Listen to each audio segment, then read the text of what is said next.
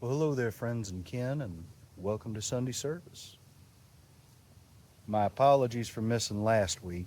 I fell ill and had to take some time to rest, but I'm slowly becoming more like me again. This morning I am enjoying a New World Dorado by A.J. Fernandez.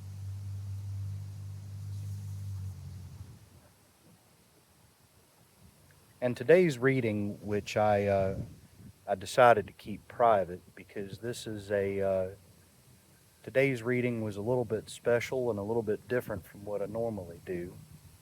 From previous episodes, you've seen me read from To Bless the Space Between Us by the late John O'Donohue, and also poetry by William Butler Yeats.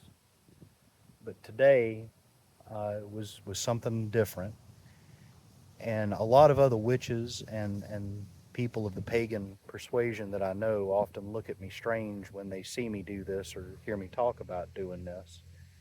But today I read a psalm from the Bible. I do, when I visit these cemeteries, I do carry a Bible with me because sometimes that's what the spirits want to hear.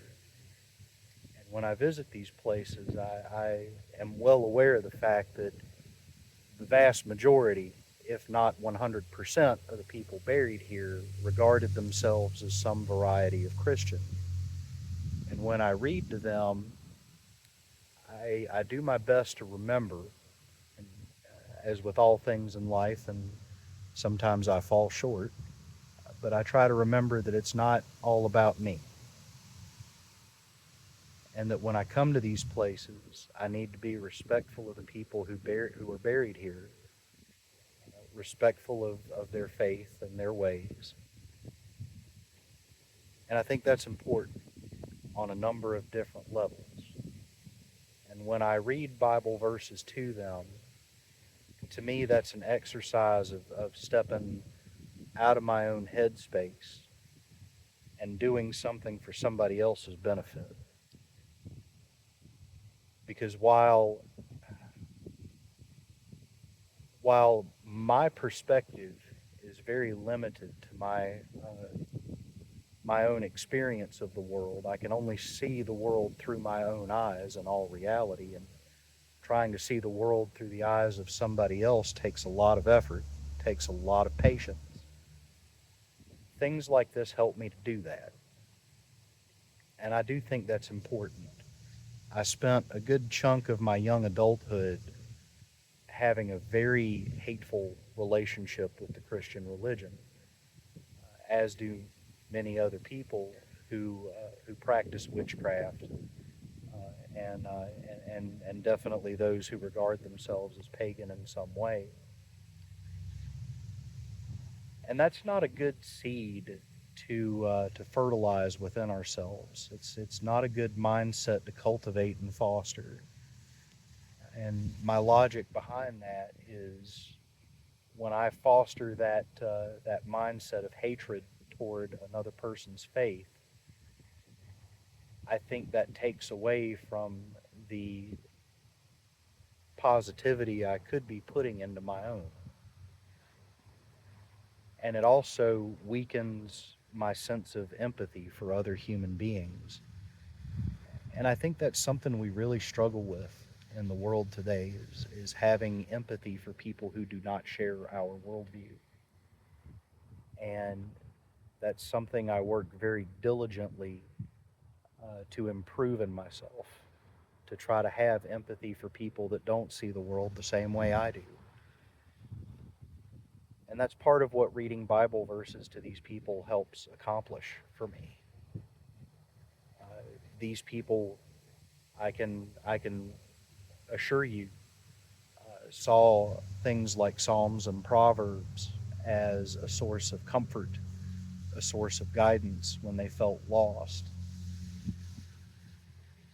And if reading these things helps provide any spirits who may linger here with a sense of comfort, then reading those to them is about one of the most respectful things I can do. And there's something in that that gives me a sense of accomplishment, gives me a sense of purpose and meaning,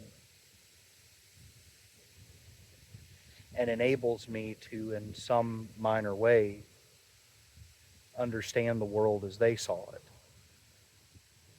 And to understand that even though I'm the center of my own experience of the world, I am not the center of the world itself.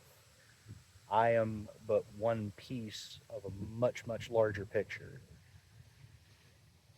all interconnected, of course. And I'm connected to these people by virtue of living upon the same land they did. And with a handful of them, I'm related to them by blood. If not a direct descendant, a descendant of their extended family members. There's a couple of individuals in this very cemetery that I've been able to trace a connection to by blood. So I'm connected to these people on multiple levels. And being able to show them empathy, even though our view of things is different, I feel deepens my connection to them. And one of the other side effects is I'm able to show that same empathy to people who are still living that don't share my worldview. I had one such experience this morning with a gentleman who visits the same cemetery regularly, who's a history enthusiast. And we stood here and talked for quite some time. And even though he could visibly tell I'm on a very different wavelength than him, this commonality we had of having a sense of compassion for the departed was enough for us to be able to uh, put a couple of American flags on veteran to mark Confederate graves, and built a bridge where one may not have existed had I not been able to establish a common empathy link with him. And being able to do that means a lot to me. It makes me feel less alienated, less cut off, and at the end of the day, like less of a heartless jerk.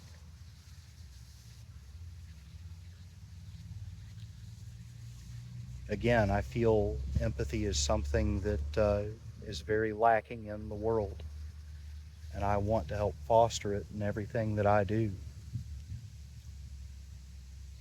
And being able to do it here with the departed has really helped me foster it in every other aspect of my life.